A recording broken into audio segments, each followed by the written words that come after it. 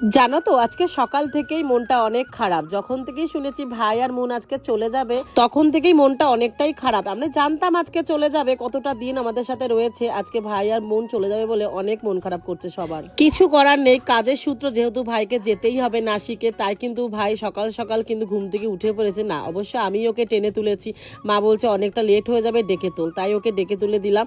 আর এদিকে দেখো মন কিন্তু এখানে আটার গুলি করে দিচ্ছে, মা আটা মেখে দিয়েছে আর তাই ও গুলি করে দিচ্ছে। এখন আমি বানাবো রুটি, কারণ ওরা চলে যাবে, দুদিন থাকবে ট্রেনে, তাই রুটি করে দেবো, তার সাথে আরো অনেক কিছু রান্না করবো। আর মা কিন্তু সকাল সকাল অনেক কিছু রান্না করছে, ওদেরও যেতে কিন্তু আজকে একটু ইচ্ছা করছে না, কিন্তু কিছু করার নেই, যেতে হবে। তাই সকাল সকাল দেখো ভাই মুখ ধুতো বসে পড়লো আর আমি এদিকে চলে আসলাম রুটি বানাতে। আর রুটিগুলো দিয়ে দিলে ওরা বেশ ভালোভাবে দুদিন খেতে পারবে, এর জন্য রুটিগুলো করার কারণ। আর তাছাড়াও কিন্তু রুটিগুলো আগেতে করে রাখলে কি ঠান্ডা হওয়ার ব্যাপার আছে, এর জন্য আগে আগে করে রাখছে। আর এদিকে আবার বাবা মাছ নিয়ে এসেছে, দেখো কত রকমের। তো এখানে কিন্তু সবাই গোল করে দেখো মাছ কাটা দেখছি মায়ের। আমার খুব ভালো লাগে মাছ যখন কাটে মা, আমরা কিন্তু সবাই মানে দাঁড়িয়ে থাকি, ছোটবেলা থেকে দুই ভাই বোন এরকম দাঁড়িয়ে থাকি, তো সবাই মিলে কিন্তু মার পাশে দাঁড়িয়েছিলাম। আর এদিকে দেখো মন খারাপ করে ব্যাগগুলো গোছাচ্ছে, কি করা যাবে, কিছু করার নেই। আর এদিকে দেখো দিদাকে রসুন চুলতে বসিয়ে দিয়েছি যাতে তাড়াতাড়ি একটু হয়। এদিকে আবার মনকে বললাম তুই চিকেনটা ভালোভাবে ধুয়ে দে, আমি রান্নাটা বসিয়ে দিই।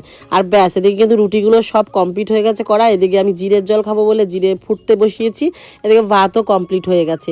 তার মাঝখানে আবার দাদুকে একটুখানি চা বানিয়ে দিলাম, দিদা খুব ভালোবাসে চা খেতে, তাই দেখো এক মগ ভরে মানে চা দিয়েছি খেতে।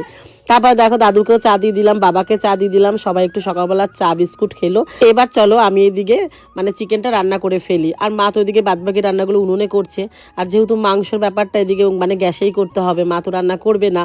তো চলো এদিকে কিন্তু মশলা পেস্ট করে নিয়েছি, আদা আছে যেরকম, জিরে ধনে কাঁচা লঙ্কা রসুন এর মধ্যে পেস্ট আছে। আর ওদিকে পেঁয়াজ বসিয়ে দিয়েছি ভাজা, তার সাথে কিন্তু টমেটো দিয়েছি, মশলা দিয়ে কিন্তু বেশ ভালোভাবে কষতে দিয়েছি।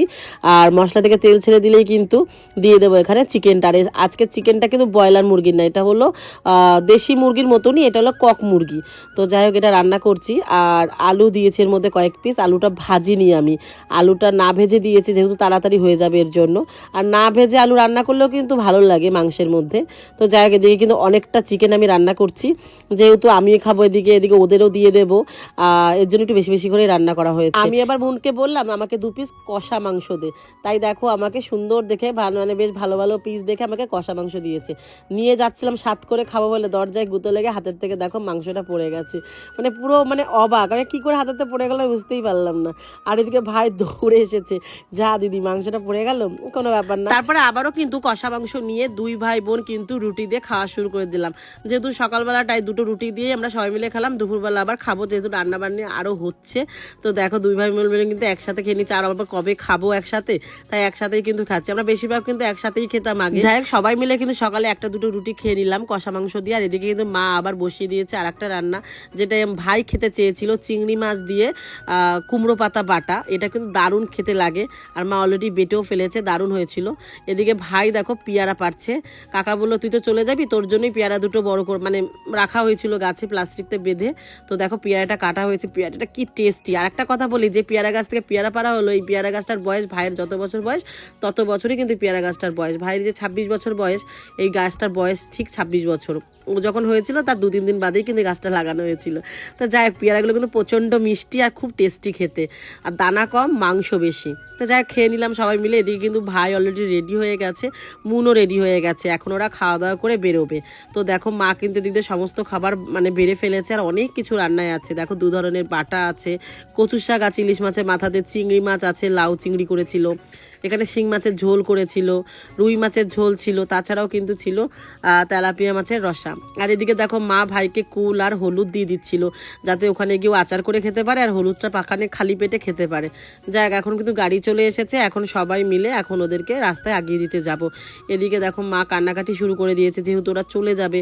আর মায়ের তো কষ্ট হয় বলো, একটা বছর পরে ভাই এসেছে, মায়ের সত্যি কষ্ট হয়, ভাই থাকে না, আসতে পারে না, ছুটি পায় না, এর জন্য সত্যি কথা বলতে কি যাদের ছেলেমেয়েরা বাইরে থাকে তারাই এই কষ্টটা বোঝে যে কত কষ্ট হয়, যে সন্তান যখন চলে যায় কাজে প্রচণ্ড পরিমাণে কষ্ট, মানে সেটা বলে বোঝানো যায় না। কি বলবো, আমার তো মানে মানে এখন বলছি আমার অলরেডি আমার কান্না পেয়ে যাচ্ছে, কষ্ট হচ্ছে। আমার ভাইটা যখন চলে গেছিল আমার যে কি কষ্ট হচ্ছিল ধারণার বাইরে। তোমরা কিছু কিছু মানে কমেন্টে বলেছো যে ভিডিও বানাচ্ছো আবার এদিকে কান্নাও করছো কেন। অ্যাকচুয়ালি আমি কান্না করতে মানে হয়ে গেছে, ভিডিও তো করছি, ভাই চলে যাবে, এতদিন ভিডিও বানিয়েছি, সব সময় সব কিছুর ভিডিও দেখাই তোমাদের সাথে, তো ভাবলাম ভিডিওটা করি, ভাই চলে আছে, তখন অলরেডি চোখের জল চলে এসেছে, কি করবো বলো। এটা মানে কোনো মানে কান্নাকচি ভিডিও দেখানোর জন্য না, তো যারা বোঝার তারা অবশ্যই বুঝবে। এই যে যাবে আবার কবে আসবে ঠিক নেই, তো যাই হোক ভাইকে বলেছি তুই তাড়াতাড়ি আবারও আসিস, মানে আবার সবাই মিলে আনন্দ মজা করব একসাথে থেকে। মানে এতদিন ছিল না, কিভাবে যে দিনটা চলে গেল বুঝতেই পারলাম না। অ্যাকচুয়ালি ছোটোর থেকে একসাথে বড় হয়েছি, তো আর একসাথে অনেকটা সময় আমরা কাটিয়েছি। ও তো সবে মাত্র 1 বছর হয়েছে চাকরি পেয়েছে, আর তারপরের বছর তো বিয়ে করলো, এই মাত্র 2 বছর আমাদের কাছ থেকে দূরে থাকে, কিন্তু ছোটোর থেকে কিন্তু একসাথেই ছিলাম। আর আমার যেহেতু শ্বশুর বাড়ির পাশেই, এর জন্যই বাপের বাড়ি আমার বেশি থাকা হতো, এর জন্য তো আমার ভাইটা আমার দিদি দিদি পাগল, আর আমি ভাই ছাড়া কিছু বুঝতাম না। যাই হোক ও আমার চলে যাচ্ছে, আমার খুব কষ্ট হচ্ছে। যাই হোক ভিডিওটা কেমন লাগলো তোমরা অবশ্যই জানিও। আজকের মতো যাই, সবাইকে টাটা।